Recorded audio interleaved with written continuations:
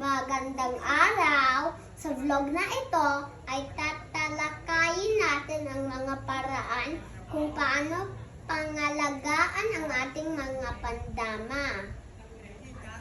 Sa araw-araw na gawain, malalaman rin natin ang mga karamdaman na pwede makuha kapag hindi natin inalagaan na maayos ang ating mga pandama. Halina't samahan niyo ako. Yan. Paggising ko sa umaga, inuunat ko muna ang ating katawan bago tuluyang bumangon. Naghihilamos ako ng mukha at nagmumog. Kumakain ako na masustansyang pagkain sa almusal at sinasabayan ko ng pag-inom ng gatas. Pagkatapos ko mag-almusal ako ay maghahanda ng maligo. Gumagamit ako ng shampoo para malinisan at matanggal ang mga dumi at pawis na kumapit sa ating buhok at anit. Kinukuskus ko ang aking mukha sa may kulang bahagi ng tenga, ilong at mata hanggang sa baba. Gumagamit ako ng malinis na tuwalya para tuyuin ang aking katawan. Ako rin ay nagsisipilyo pagkatapos maligo na sinusundan ko ang paglilinis ng dila gamit ang tongue scraper. Naglalagay ako ng lotion para hindi manuyo ang aking balat. Nagsusuot ako ng malinis na uniforme sa pagpapasok ko sa eskwela at sinusuot ko ang ating salamin sa mata. Pagka-uwi sa bahay, galing eskwelahan, ako ay naglilinis ng katawan at nagpapalit ng damit pambahay. Gagawin ko ang ating asignatura at babasa sa maliwanag na lugar. Kapag walang masyadong aralin, ako ay pinapayagan ni Mami manood ng TV. Sa araw-araw na gawain ko bago pumasok sa eskwela, sinisigurado ko na papangalagaan ko ang aking pandama.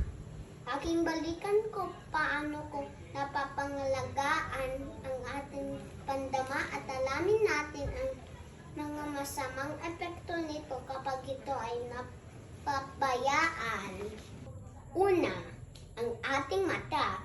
Paghihilamos na malinis na tubig, pagkagising sa umaga at isuot ang salamin kung ikaw ay gumagamit nito. Manood ng TV ng may sapat na distansya.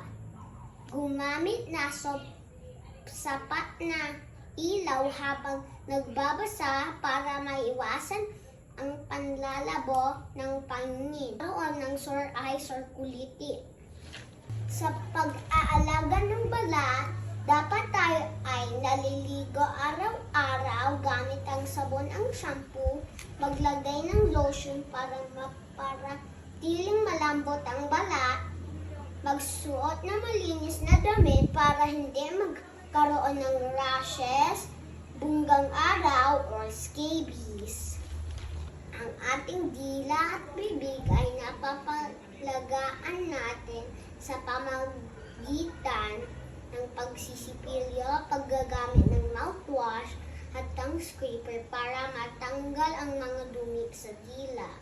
Iwasang isubo ang mainit na pagkain o inumin.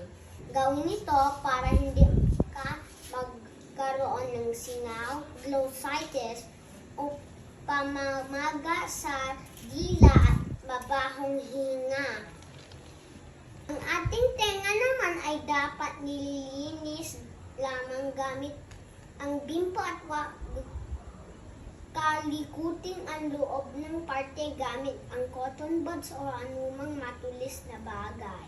Kumilos rin sa dahan-dahan para maiwasan ang pagkahilo sapagkat ang ating mga tenga ay hindi lang responsable sa pandinig, kung pati sa ating balanse. Ang epekto ng kapabayaan sa tenga ay pagkakaroon ng matigas tuli at otitis media o luga. At ang panghuli ay ang ilong. Linisin ang ilong gamit ang malambot na bimpo. Takpan ang ilong kapag mausok at dahang pagsinga o bahing ay nanglilan sa mga paraan para mapangalagaan ang ilong. Pag ito ay hindi iningatan, maaaring makaranas ng nosebleed o pagdurugo ng ilong, sinusitis at sipon.